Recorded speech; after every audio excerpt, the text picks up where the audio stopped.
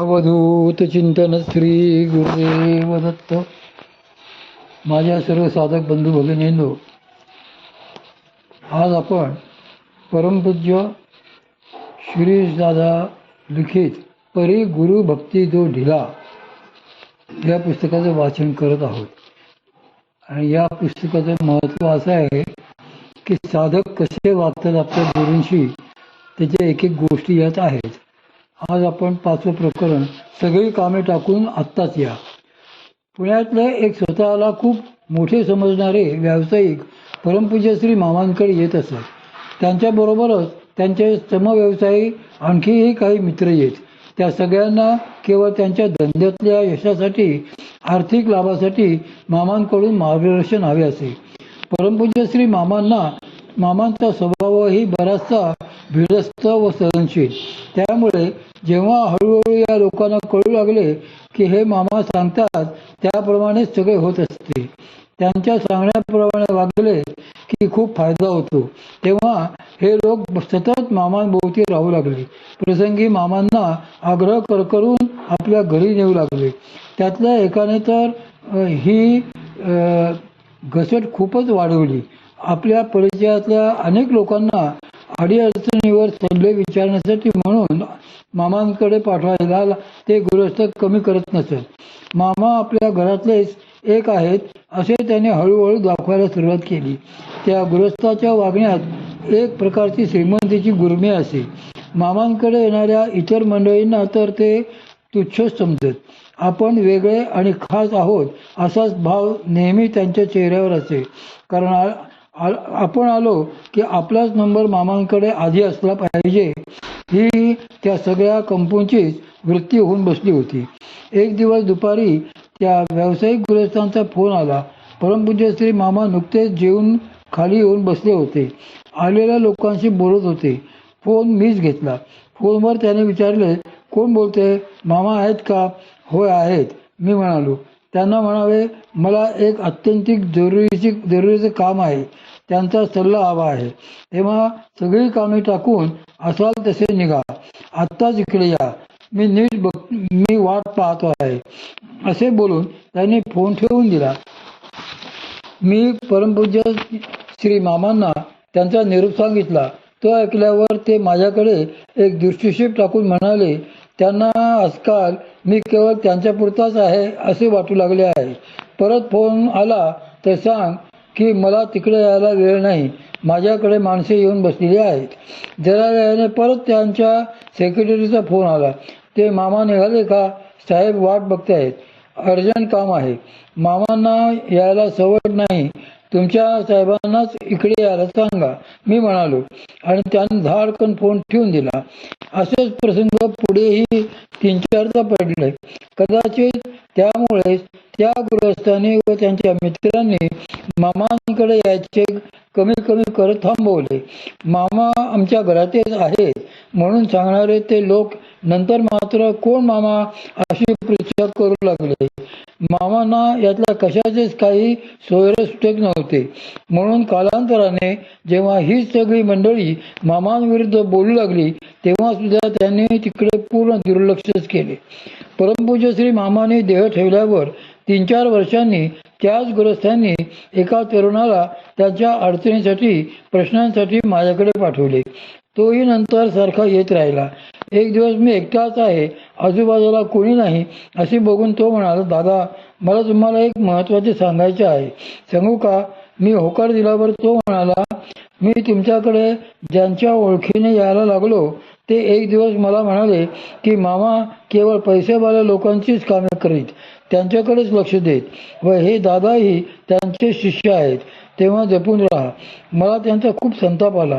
कारण असे येथे काही होत नाही हे मी गेली 2 वर्षे बघतोय. पण घरच्या संबंधांमुळे मला त्यांना उलट बोलता येत नाही. मी त्यावर फक्त हसलो. काय बोलणार मी तरी. 6. एवढी पत्रिका दाखवायची आहे. सांगलीला घडलेली ही हकीकत आहे. तेथील यशवंत मंगल कार्यालयात परमपूज्य श्री मामांचे श्रावण मासाचे अनुष्ठान सुरू होते.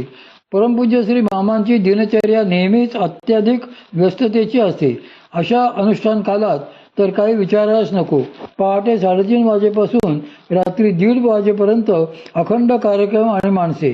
त्यांना स्वतःला विश्रांतीसाठी फारच थोडा वेळ असते.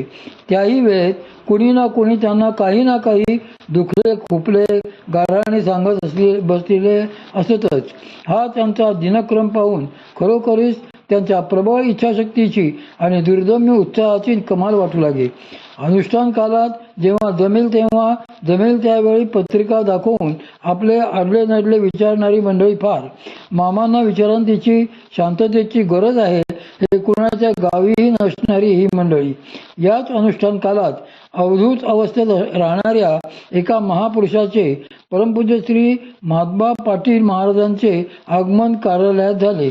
परमपूज्य श्री मामांचा आणि त्यांचा अतिशय गाढ स्नेह. ते पाटील महाराज कुणाला पाया पडू देत नसत आणि कोणी नमस्कार करायला पुढे आले तर त्याच्या पाठीत काठीचा फटका हाणीत.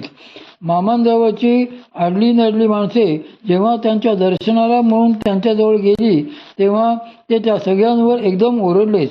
चाल्यांनो, नुसते मामा मामा करता आणि आपली पापे कर्मे आणून त्यांच्या डोक्यावर ओतता होय रे. कोणाला तरी चाड आहे का परमार्थाची? हे त्यांचे संतापाचे बोलणे ऐकून दर्शनासाठी त्यांच्या पुढे झालेली माणसे बिस्कून जरा मागे सरकली. त्याच दिवशीच्या संध्याकाळच्या 5-5:30ची गोष्ट आहे. परमपूज्य श्री मामा बहिर्दिशेसाठी म्हणून गेले होते. त्यांना निघालेले बघून एक गृहस्थ त्यांच्या मागोमाग संडासापर्यंत गेला. बंद दाराच्या बाहेर उभा राहून तो मामांना विचारू लागला, मामा, तेवढी माझ्या मुलाची पत्रिका सांगता का? मी दाखवतो वाचून. तो काही कामधंदाच करेना बघा. आतून मामांना काही बोलता येईना. तो गृहस्थ 4-4दा तेच विचारीत तेथेच तिष्ठत उभा राहिला. काही वेळाने मामा बाहेर आले. शुचिरभूत झाल्यावर प्रथम त्यांनी त्या गृहस्थाची पत्रिका पाहून समाधान केले व मग ते स्नानाला गेले. मला पक्के आठवते, सकाळी पाटील महाराज रागवून ओरडले तेव्हा तोच गृहस्थ समोरच्या माणसांच्या घोळक्यात निरादरीपणाने सगळ्यात पुढे हसत उभा होता. 7. त्यांना पडवीतच झोपू देत. परमपूज्य श्री मामा कधी कधी बाहेरगावी दौऱ्यावर जाताना सोबत कुणातरी सेवेकऱ्यांना नेत असत. एकदा असेच मी व माझे समवयस्क दोघे गुरुबंधू असे 3 जण त्यांच्याबरोबर सांगली कोल्हापूर भागात गेलो असताना घडलेली ही घटना आहे. त्या भागातल्या एका कुटुंबवत्सल साधक सद्भक्तांचा खूप दिवसांपासून परमपूज्य श्री मामांना आग्रह होता की कसेही करून आमच्याकडे एकदा मुक्कामाला या. सोबतच्या सर्व लोकांसह आपली अगदी चोख व्यवस्था ठेवीन. योगायोगाने त्याच गृहस्थाकडे त्या भागातल्या साधकांनी परमपूज्य श्री मामांची मुक्कामाची व्यवस्था आयोजित केलेली होती. तेही गृहस्थ त्यामुळे अतिशय आनंदात होते. त्यांचे घर चौसोपी जुन्या पद्धतीचे, बाहेर ओसरी पडवी वगैरे असलेले, आत प्रशस्त दिवाणखाना व खोल्या. संध्याकाळी आम्ही सगळे तेथे पोहोचलो. बरेच लोक जमले होते. हळूहळू रात्रीचे 11 वाजले. लोक आपापल्या घरी पांगले. आम्हालाही सकाळी लवकर उठून परमपूज्य श्री मामांसोबत दुसऱ्या गावाला जायचे होते म्हणून आम्हीही कपडे बदलून झोपायच्या तयारीला लागलो. आमच्या बरोबरचे ड्रायव्हर, गुरुभक्त आणि 2 मित्र हे मात्र तोवर भुकेने कासावीस झाले होते. घरमालक यजमानांनी कुणालाच खायचे प्यायचे विचारलेले नव्हते. शेवटी कशीबशी भीड मोडून आमच्यातल्या एकाने यजमान गृहस्थांना विचारले, आम्हाला सगळ्यांना भूक लागली आहे हो, काही मिळेल का? आणि आश्चर्य म्हणजे असे विचारताच ते सौम्य मुद्रेचे सज्जन गृहस्थ एकदम संतापाने उसळलेच. रागाने खेकसून ते म्हणाले, अहो, आधी कोणी कल्पना द्यायची नाही का? इथे परमपूज्य श्री मामांच्या शिवाय इतर कुणाच्याच व्यवस्थेची काही योजना आम्ही केलेली नाही. झोपा आता निवांत. असे बोलून ते गृहस्थ आत निघून गेले. त्यांच्या मोठ्या आवाजातल्या आदोआदोआ बोलण्याने परमपूज्य श्री मामा जागे झाले व आतल्या त्यांना दिलेल्या खोलीतून उठून बाहेर आले. एका क्षणात त्यांनी काय झाले ते ताडले असावे. आम्हाला गप्प बसण्याची खूण करून त्यांनी मला आत बोलावले. त्यांच्या मागोमाग मी आत त्यांच्या खोलीत गेलो. त्यांनी बेडिंगमधून कुठून तरी एक खाडकांचे छोटे पाकिट काढले, माझ्या हातात दिले व म्हणाले, 2-2 खारका सगळ्यांनी खा व पाणी पिऊन शांतपणे झोपा. आणि खरेच केवढे नवल सांगावे, त्या 2-2 खारकांनीच आमची कडाडून लागलेली भूक शमली. आम्ही पाणी पितो आहोत इतक्यात ते गृहस्थ त्यांच्या गड्याला घेऊन बाहेर आले. गड्याच्या डोक्यावर जुन्या सतरंज्या होत्या. बाहेर आल्यावर ते त्याला सांगू लागले, अंथर त्या सतरंज्या पडवीत आणि त्या पोरांना तिथेच पडवीत झोपू देत. बाहेरचा संडास मोरी ही दाखवून ठेव. घरात नात्या धुत्या पोरी बाळ्या आहेत, उगाच त्या पोरांची आत ये जा नको, असे बोलून ते परत आत निघून गेले. आम्ही चौघे निमूटपणे बाहेर पडवीत झोपायला गेलो. ड्रायव्हर थोड्या वेळात घोरू लागले. आम्ही तिघे मात्र अस्वस्थ होतो. सारखी कूच बदलीत एकमेकांकडे बघत होतो. झोप तर येतच नव्हती. त्या गृहस्थांच्या केवळ त्या एका तिरकस वाक्याने ती रात्र आम्हाला युगा एवढी वाटू लागली. लज्जा, सात्विक संताप, असहायता आणि अस्वस्थता यांची ती अजब संमिश्र भावगर्दी आम्ही सगळे प्रथमच अनुभवित होतो. दुसऱ्या दिवशी पहाटे सगळे आटोपून आम्ही गाडीत बसलो. गाडी सुरू झाली. समोरच्या ड्रायव्हर शेजारच्या सीटवर बसलेल्या मामांनी उजवा हात मागे आणून हलकेच माझ्या खांद्यावर थोपटले आणि ते हळूच समजून घालीत म्हणाले, येथे परत कधी यायचे नाही हं आपण. आम्ही